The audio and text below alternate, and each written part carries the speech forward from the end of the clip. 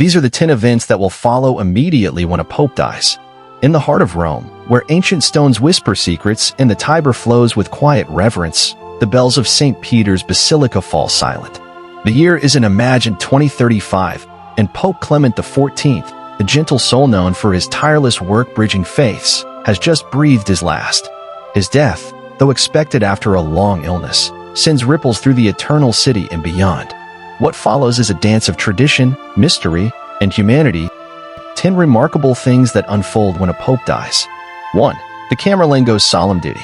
The moment the Vatican's physician confirms the pontiff's passing, a figure emerges from the shadows of the apostolic palace. Cardinal Lorenzo Rossi, the Camerlengo of the Holy Roman Church.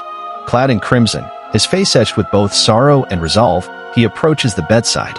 In a ritual unchanged for centuries, he softly calls the Pope's birth name Giovanni, Giovanni, Giovanni 3 times, pausing between each call. No response comes.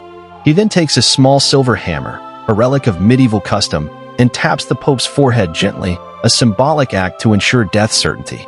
With a trembling hand, he removes the fisherman's ring from Clement's finger, a gold band engraved with the cross. Later, it will be shattered, signaling the end of this papacy. The room is heavy with silence, save for the rustle of the Camerlengo's robes as he whispers a prayer. 2. The bells toll 9 days. As word spreads, the great bells of St. Peter's begin their mournful tolling. For 9 days, Novimdials, they ring, a deep, resonant sound that echoes across Rome's 7 hills. Each peal is a call to prayer, a reminder of mortality, and a summons to the faithful. In Trastevere, an old woman named Maria pauses her laundry, clutching her rosary as tears stream down her weathered cheeks. Across the Atlantic, in a small parish in Argentina, a priest lights a candle and tells his congregation of Clement's love for the poor. The tolling unites the world in grief, a rhythm that stitches together millions of hearts. 3. The Vatican locks its doors. With the Pope's death, the Vatican enters sede vacant, the vacant see. The papal apartments are sealed, their windows shuttered, and the Swiss Guard lowers its banners. No audiences, no blessings, no governance, only the hum of preparation. Inside, the College of Cardinals begins to gather, their red hats a stark contrast against the somber gray of mourning. Bishops and priests from every corner of the globe book flights to Rome, their suitcases packed with vestments and questions about the future. The Vatican, a city within a city, becomes a fortress of anticipation, its pulse quickening beneath a veil of stillness. 4. The body lies in state. Before we delve in deeper, please take 5 seconds to like this video and subscribe to our channel to stay updated on similar videos. Thank you for liking and subscribing.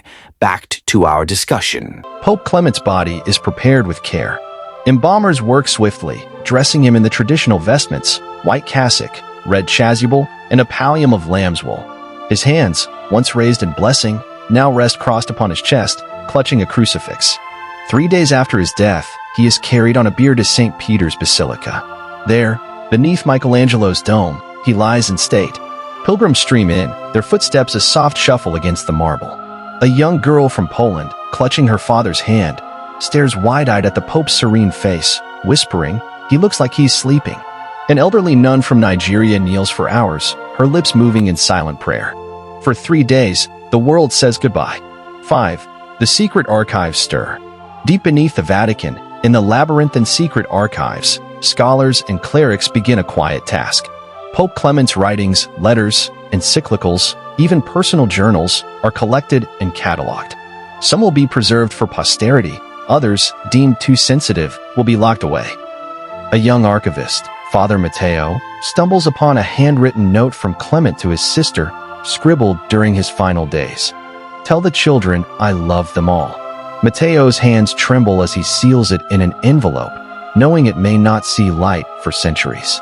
The archives, a repository of papal souls, grow richer with each death, their shelves groaning under the weight of history. 6. The cardinals whisper and plan. In the Sala Regia, a grand hall adorned with frescoes, the cardinals convene. Their voices are hushed, their eyes sharp with purpose. The Congregatio Generalis begins, meetings to settle the church's affairs and prepare for the conclave. Cardinal Rossi, as Camerlengo, presides, though his authority is temporary. Factions emerge, the progressives, who admired Clement's outreach to other religions, the traditionalists, who felt he strayed too far from doctrine. Over espresso and murmured Latin, alliances form. Cardinal Nguyen from Vietnam, a quiet man with a shrewd mind, becomes a name on many lips, a potential successor. The air hums with intrigue, the stakes eternal. 7.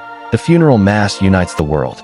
On the 9th day, St. Peter's Square transforms into a sea of humanity. Hundreds of thousands gather, pilgrims, dignitaries, the curious, under a sky bruised with clouds. The funeral mass begins, led by the Dean of the College of Cardinals. Pope Clement's wooden coffin, simple yet dignified, rests before the altar. The choir's Miserere rises, a haunting melody that pierces the soul. A king from a small European nation bows his head beside a farmer from Umbria. A Buddhist monk, invited by Clement years ago, stands in silent respect.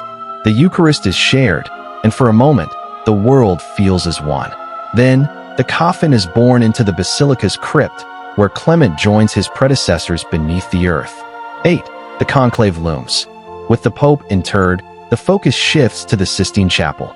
The conclave, a sacred election, draws near. The cardinals, 118 in number, prepare to lock themselves away. The word extra omnes, everyone out, will soon echo, and the doors will seal. Inside, beneath the gaze of Michelangelo's Last Judgment, they will vote. Ballots will burn in a stove, their smoke rising through a chimney to the watching world. Black for no decision, white for a new pope. Outside, vendors hawk habemus papam, t-shirts, and journalists speculate wildly. The tension is palpable, a storm gathering strength. 9. The faithful hold vigils. Beyond the Vatican's walls, the people wait. In Piazza San Pietro, makeshift camps spring up.